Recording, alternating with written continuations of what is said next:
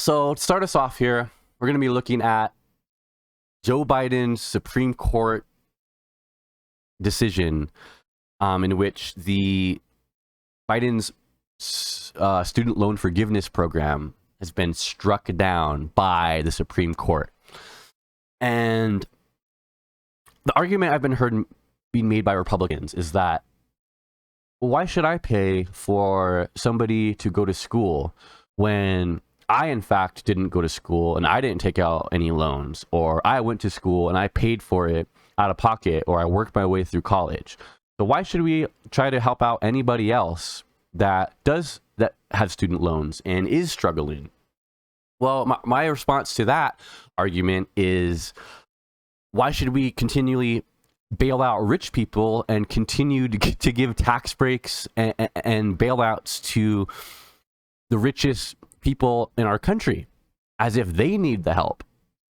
It doesn't make any sense. We have time and time again that rich people have been bailed out by the taxpayers of this country and by the federal government.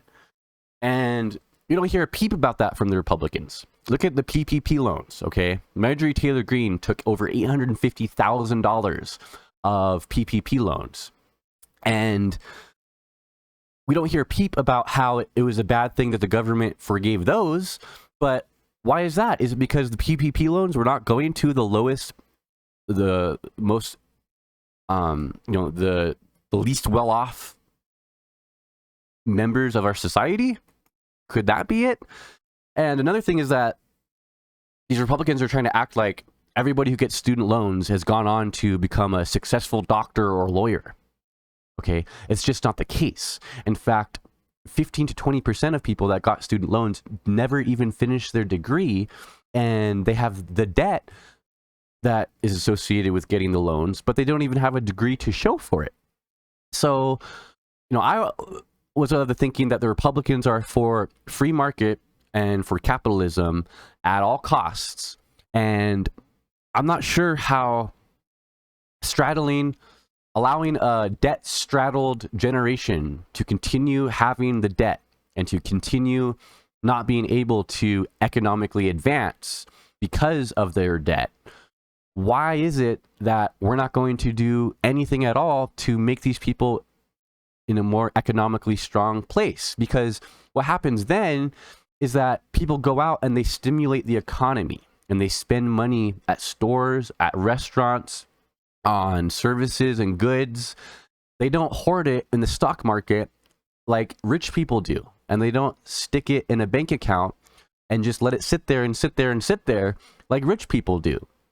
So it's actually an economically better thing to relieve debt because it allows people more upward mobility, which is a stronger economy in which you have, more people having upward economic mobility is a better economy than having less people with that opportunity.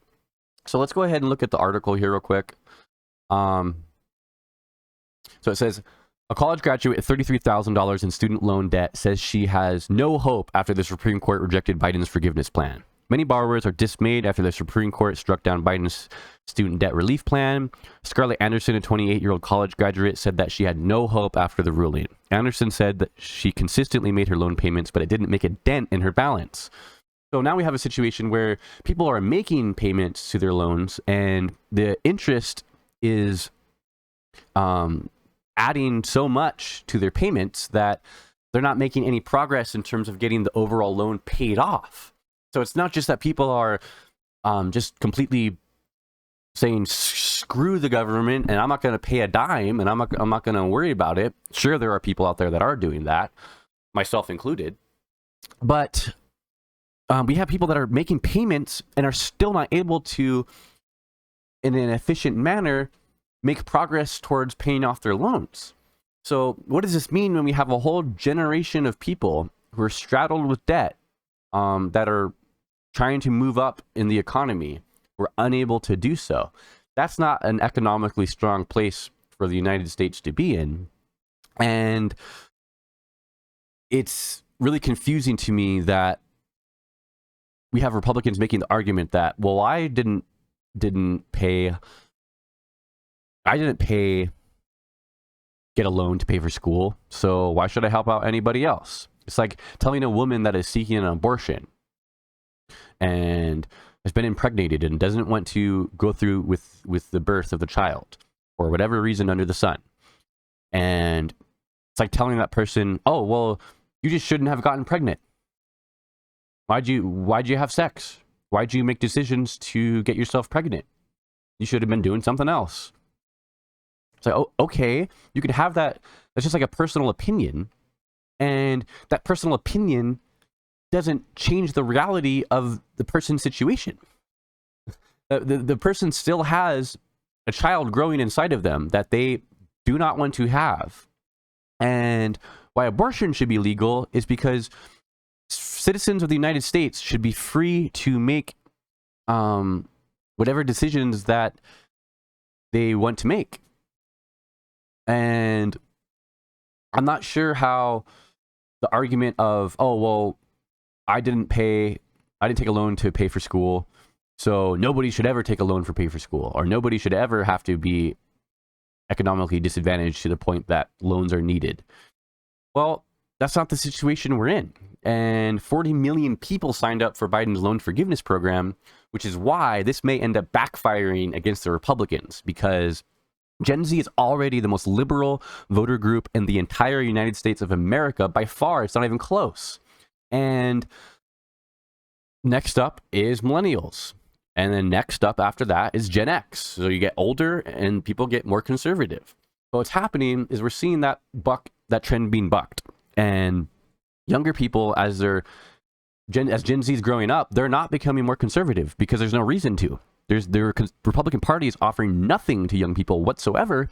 And then when they're going and seeing stuff like this and the Supreme Court and the Republican Party attacking, $20,000 of debt relief that they were to receive, it's not doing the Republican Party any favors.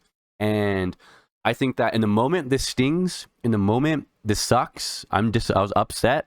I was so upset yesterday I couldn't record the show. Okay, I was so mad about this.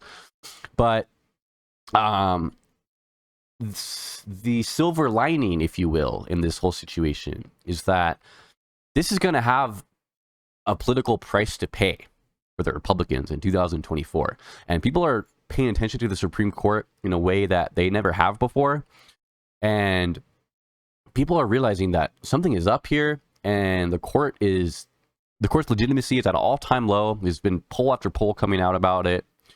And I just think that this is a very short-sighted decision by the Supreme Court, and that they're going to there's going to be a price to pay for it politically in the 2024 election.